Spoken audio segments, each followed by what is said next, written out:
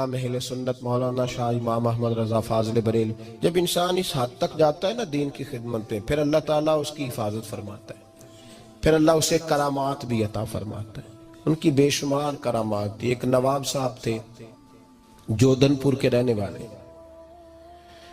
ان پہ ایک جھوٹا مقدمہ قائم ہو گیا اور جھوٹے مقدمے میں انہیں سزا ہو گئی۔ بہت سارے لوگ ہیں جو بے گناہ کہتی ہیں، کئی ملکوں میں ہیں۔ میں نے صبح بھی آپ سے دعا کرائی تھی، ہمارے ایک عزیز ہیں لیبیا میں پریشانی کا شکار ہے، اور میری 2-3 دن سے فقط یہ دعا نکل رہی ہے کہ اللہ جلدی ان کے لیے اسباب پیدا فرمائے۔ دہشت گردوں کے ہاتھوں لوگ بڑے بڑے مجبور ہیں، آپ سارے دعا کیجئے گا اللہ پاک انہیں بھی آسانی عطا فرمائے، اور بھی جتنے لوگ بے گناہ قیدی ہیں اللہ سب کو رہائی اور نجات عطا فرمائے۔ تو وہ بے گناہ قید تھے، نواب صاحب مرید تھے اعلیٰ حضرت کے۔ تو اعلان ہو گیا کہ پرسوں صبح 7 بجے ان کو پھانسی لگایا جائے گا، تختے پہ لٹکا دیا جائے گا۔ گھر والوں کو آخری ملاقات کے لیے بلایا۔ گھر والے جب ملاقات کرنے آئے تو نواب صاحب کہنے لگے ناشتہ تیار رکھنا، روٹی گھر آ کے کھاؤں گا۔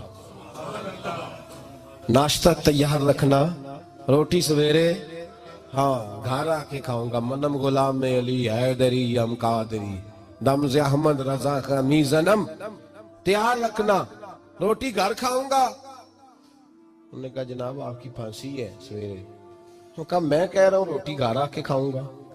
کیا ہو گیا؟ اب بچے پتہ کیا کہہ رہے ہیں؟ بچے ان کے بیٹے جوان کہنے لگے ابا جی کا کوئی ذہنی مسئلہ بن گیا۔ بندے کو پتہ ہونا سویرے مر جانا ہے تو اس کے حالات اس طرح کے ہو جاتے ہیں۔ رشتہ دار بھی سارے کہنے لگے کہ وہ بچے روتے ہیں، بیوی روتی ہے تو کہتے ہیں کیوں روتے ہو؟ تو میں کہا نا روٹی گھر آ کے کھاؤں گا، چلو بھاگ جاؤ، ناشتہ تیار کر کے رکھنا۔ انہوں نے کہا نواب صاحب کھسک گئے تھوڑے سے، اس لیے کہ اس حالت میں ہو جاتے، کمی بیشی ہو جاتی ہے۔ این وہ وقت آ گیا، لاش کے لیے گھر والے آ گئے، تختہ دار پہ لٹکایا جانے لگا۔ جلاد بٹن دبانے لگا تھا کہ ایک آدمی دوڑا آیا، اس نے کہا چونکہ انگریز کی حکومت تھی، اس نے کہا ملکہ وکٹوریا کی تاج پوشی کی خوشی میں آج جس کو پھانسی ہونے والی تھی سب کی معاف کر دی گئی ہے، لہذا سارے گھروں کو جاؤ۔ وہ نواب صاحب تخت سے اترے، بیٹھے، بگی لاش لینے آئی ہوئی تھی، 2 گھوڑے، وہ بیٹھے، لوگ ان کے دروازے پہ اکٹھے تھے کہ میت آ رہی ہے۔ کہا بیوقوف وہ کل نہیں کہا تھا کہ ناشتہ گھر آ کے کروں گا، ناشتہ گھر آ کے کروں گا، کل نہیں کہا تھا، کیوں تماشا لگایا بین کرنے والی؟ چلو لگاؤ دسترخوان۔ لوگ کہنے لگے نواب ایک دن پہلے ہی بتاتا تھا، ہمیں بھی بتا بات کیا تھی؟ تو کہنے لگے امام احمد رضا کا مرید ہوں، امام احمد رضا کا مرید ہوں۔ کل میں نے رو کے کہا حضور میں لوارث ہوں کہ مجھے پھانسی لگ جائے، بے گناہ ہی لگ جائے۔ اعلیٰ حضرت رحمت اللہ علیہ میری خواب میں آئے تو کہنے لگے کیوں پریشان ہوتا ہے، تجھے پھانسی نہیں لگے گی، تو ناشتہ گھر آ کے کھائے گا۔ کہتے مجھے پتہ نہیں تھا اسباب کیا ہے، پر میرے شیخ کی زبان سے جو جملہ نکل جاتا ہے میرے لیے حرف آخر ہوتا ہے، میں اس میں اپنی مرضی کے ترجمے، تشریحات، یہ وہ اس طرح بھی تو ہو سکتا ہے، یہ نہیں میں لگاتا، کہہ دیا تھا سو کہہ دیا تھا۔ اعلیٰ حضرت رحمت اللہ تعالیٰ علیہ کو یہ کمال اللہ پاک نے عطا فرمایا کہ ان کی زبان سے جو نکل جاتا تھا رب ویسا فرما دیتا۔ اس طرح کے درجنوں اور 20 کرامات آپ کی باب الکرامات کے اندر لکھی ہوئی، اور سب سے بڑی کرامت یہ تھی اعلیٰ حضرت کی دعا مانگا کرتے تھے۔ سجادہ نشینوں کو دیکھتے نا تو دعا مانگتے، کہتے ہیں اللہ میری اولاد میں 500 سال تک علم باقی رکھنا۔ کتنے سالوں تک؟ 5۔ بریلی شریف کے جو صاحبزادے ہیں نا ان کو اجازت نہیں اپنے نام کے ساتھ صاحبزادہ لکھنے کی۔ آپ جتنے بھی صاحبزادے آتے ہیں یہاں بھی الحمدللہ کافی کی، کسی کو حضرت صاحب صاحبزادہ لکھنے سے منع کرتے تھے، فرماتے تھے صاحبزادے نہ بنو، بندے دے پتر بنو۔ اکثر فرمایا کرتے تھے، فرماتے تھے بندے بنو، صاحبزادے وہاں اجازت نہیں، مزاج ہی نہیں۔ اعلیٰ حضرت عالم ہوئے تو ان کے بڑے بیٹے بہت بڑے عالم ہوئے، چھوٹے بیٹے اتنے بڑے عالم ہوئے کہ ہندوستان کے سب سے، اور لوگ تو تاریخ بھول جاتے ہیں نا، اعلیٰ حضرت کے چھوٹے صاحبزادے مفتی اعظم ہند جب سجادہ نشین تھے تو ضیاء الحق کے زمانے میں پاکستان میں ایک بحث اٹھی کہ چاند نہیں نظر آتا، وہ اس طرح کرتے ہیں کچھ لوگوں کو جہاز میں بٹھاتے ہیں تو 38,000 فٹ یا 40,000 فٹ کی بلندی تک جائے اور چاند دیکھ کے آ جائے، اگر نکلا ہوا تو ٹھیک ہے۔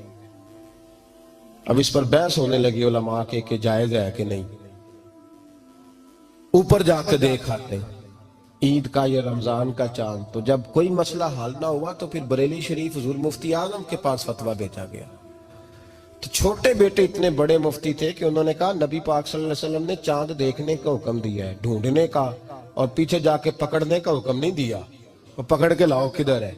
تو نبی پاک صلی اللہ علیہ وسلم نے دیکھنے کو کہا ہے تو زمین پہ بیٹھ کے دیکھو، نظر آ گیا تو ٹھیک ہے، نہ آئے تو بالکل جائز نہیں تمہارا جہازوں پہ بیٹھ کے چاند ڈھونڈنے جانا۔ تو ان کے فتوے پر پاکستان میں یہ قرارداد منظور ہوئی کہ چاند اوپر جا کے دیکھا نہیں۔ اس طرح کے درجنوں فتوے، بیسیوں فتوے آپ نے اپنی زندگی میں دیے۔ ہمارے زمانے میں مفتی کم ہیں، ناقل زیادہ ہے۔ بارِ شریعہ سے دیکھا لکھ دیا، فتاوی رضویہ سے دیکھا، وہ مفتی تھے، قرآن و سنت ان کو ازبر رہتا تھا، ایک ایک چیز کی درجنوں دلیلیں دیتے۔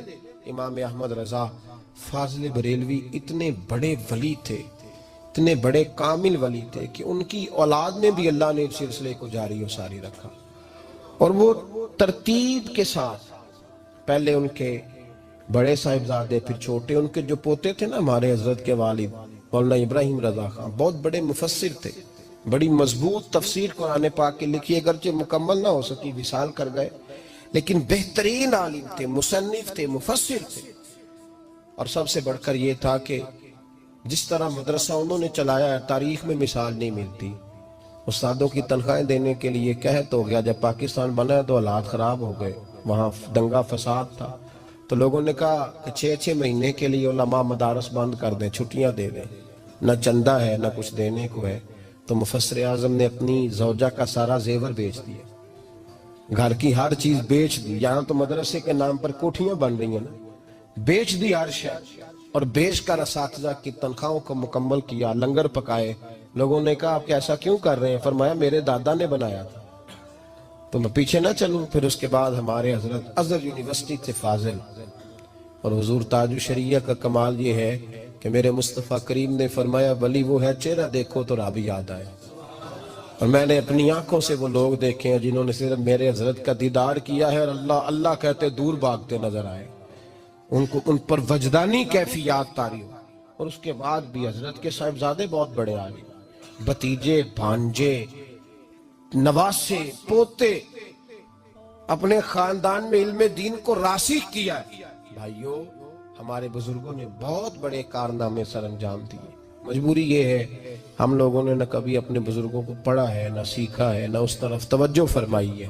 اپنے سلاسل کو مضبوط کریں، جہاں بھی آپ مرید ہیں تعلق رابطے سے رہتا ہے، رابطہ نہ ہو تو حضرت علی فرمایا کرتے تھے جو اپنے ہوتے ہیں وہ بھی بیگانے ہو جاتے ہیں۔